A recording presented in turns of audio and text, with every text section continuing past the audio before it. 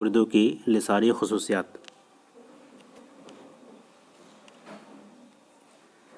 ہندوستان میں مسلمانوں کی آمد کے بعد شمال میں مقامی باشندوں اور باہر سے آنے والے فاتحین کے درمیان رابطہ کی ایک زبان نے جنم لیا۔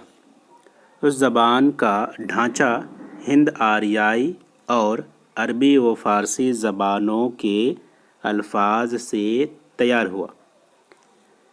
اپنے ابتدائی مرحلوں میں اس زبان نے سیاسی انقلابات کی وجہ سے جنوبی ہند میں قدم جمایا اور وہاں کے مقامی اثرات قبول کیے۔ ابتداء میں گجرات میں اس کی نشو و نما ہوئی، پھر دکن میں بیجاپور اور گولکنڈہ میں اسے غیر معمولی ترقی حاصل ہوئی۔ اس عہد کے درویشوں، صوفیوں، سلاطین اور عوام سب نے اس کے گیسو سوارے۔ ہندوستان میں مسلمانوں کی آمد کے بعد شمالی ہند میں مقامی باشندوں اور باہر کے آنے والے فاتحین کے درمیان میں ایک زبان نے جنم لی، یعنی دو تہذیب سے جڑے ہوئے لوگوں کے درمیان میں ایک زبان نے جنم لیا۔ اس زبان کا ڈھانچہ ہند آریائی اور عربی و فارسی زبانوں کے مکسچر کے ساتھ بنا ہوا تھا۔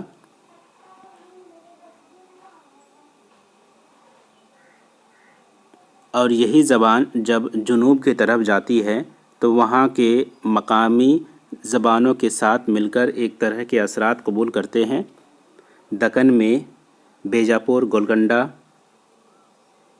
میں اسے غیر معمولی ترقی حاصل ہوتی ہے۔ اس زبان کو دکن کے بیجاپور اور گولکنڈہ میں غیر معمولی ترقی حاصل ہوتی ہے۔ اس عہد کے درویش اور صوفیوں، مسافروں، سلاطین اور عوام نے سب نے مل کر اس زبان کے گیسو سوارے تھے، اس زبان کو ترقی عطا کرنے میں کام کیے تھے۔ دکنی اردو کی رفتار ارتقائی اعتبار سے دھیمی تھی، کیونکہ یہ دکن میں ایک نئی زبان تھی جو کہ مقامی زبانوں سے میل نہیں کھاتی تھی۔ یہاں کی مقامی زبانیں مختلف خاندانوں سے تعلق رکھتی ہیں۔ دکن میں ڈراوڑ یا ڈراویرین زبانیں رائج تھیں۔ یہ زبانیں آریائی زبانوں سے مختلف تھیں، الگ تھیں۔ اس لیے شمالی ہند سے آئے فوجی ملازمین یا تو دراوڑ زبان استعمال کرتے یا پھر اپنے ساتھ لائی ہوئی ملی جلی نئی زبان کا استعمال کرتے تھے۔ لیکن دراوڑی بولیاں نہ تو اردو فارسی سے متاثر ہوئی نہ ہی دکنی اردو کو متاثر کیا۔ تھوڑا بہت اثر تلفظ میں دیکھا جا سکتا ہے، لغت پر بہت کم اثر دکھائی دیتا ہے۔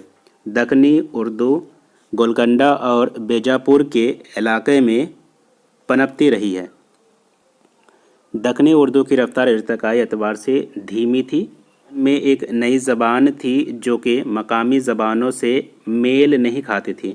یعنی وہ زبان جب شمال سے جنوب کی طرف آتی ہے، جسے ہم لوگ ریختہ کہتے ہیں، تو یہاں کے دکن کی زبان کے ساتھ میل نہیں کھاتی تھی، کیونکہ یہاں بولی جانے والی زبانیں دراویرین زبان کہلاتی تھی، جو کہ ہند آریائی زبان سے مختلف تھی، آریائی زبانوں سے مختلف تھی۔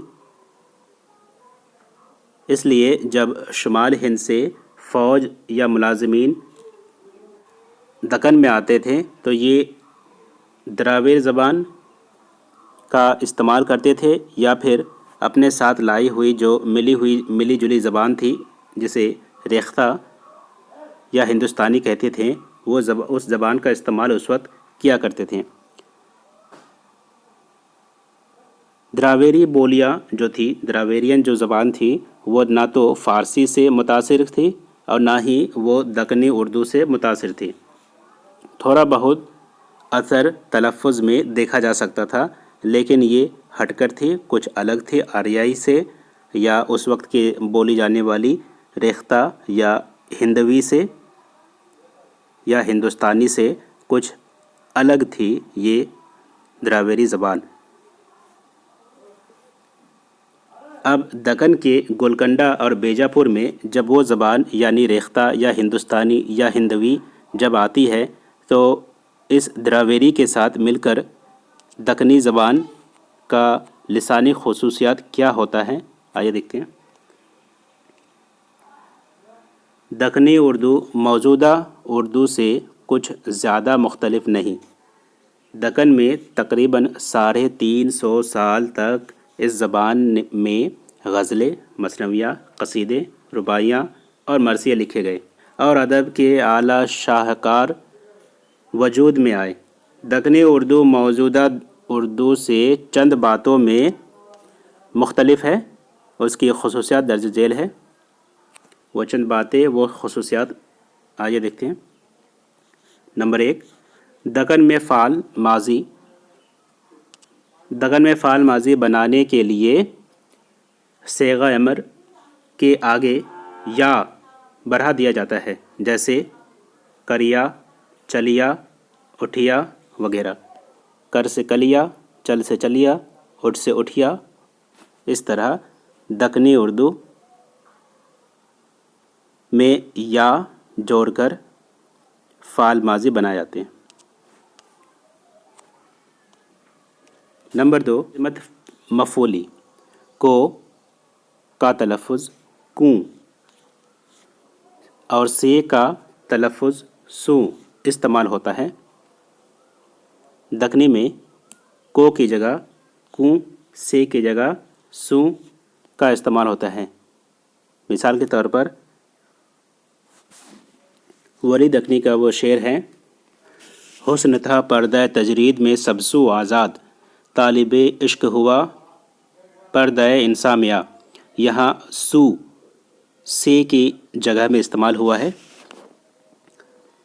نمبر 3، جمع بنانے کا طریقہ فارسی کی طرح بڑھا کر کیا جاتا ہے، جیسے باتاں، ہاتاں، وقتاں۔ بات سے بنا باتاں، ہاتھ سے بنا ہاتاں، وقت سے بنا وقتاں وغیرہ۔ نمبر 4، الفاظ کی تکرار کرتے وقت پہلے لفظ کے آگے یا لگا دی جاتی ہے، جیسے ٹھارے ٹھار، گھرے گھر۔ نمبر 5، دکن میں عام طور پر اضافی حالت میں میرا اور تیرا کے بجائے مجھ اور تجھ استعمال ہوتا ہے۔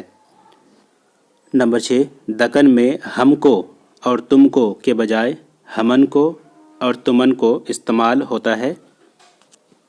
نمبر 7، دکنی اردو میں ضمیر خود کی جگہ آپس میں استعمال کثرت سے ہوتا ہے۔ نمبر 8، دکنی اردو میں افعال میں کیجو، دیجو، آوے، لاوے، ہوئے، دیوے استعمال ہوتا ہے۔ شمالی ہند میں بھی غالب و مومن کے دور تک یہ متروک نہیں تھا، یعنی شمالی ہند میں بھی اس طرح کے الفاظ استعمال کیے جاتے تھے غالب اور مومن کے دور تک۔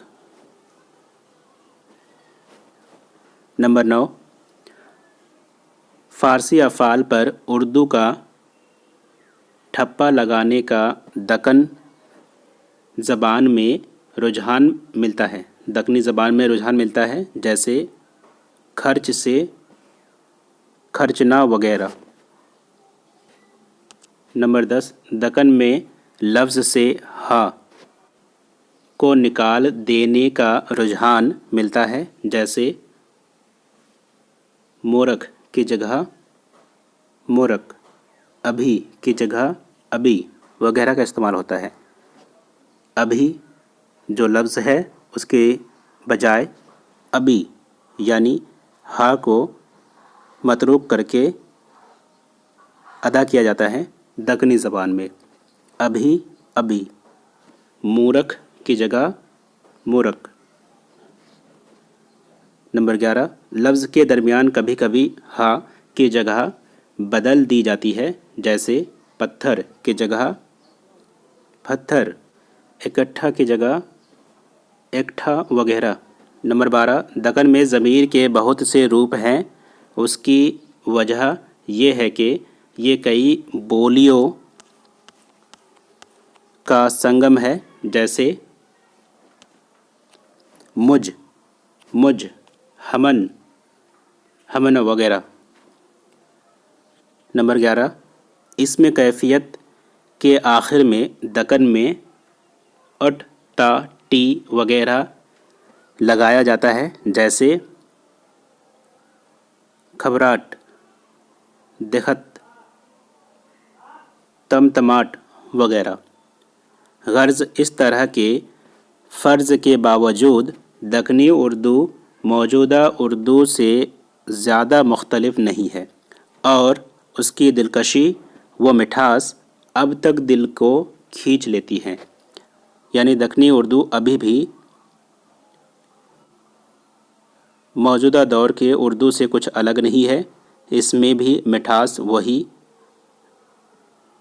ہے جو کہ ابھی کے موجودہ دور کی اردو میں موجود ہے۔ وہ مٹھاس ابھی بھی ہمیں دلکشی کے باعث بناتی ہے۔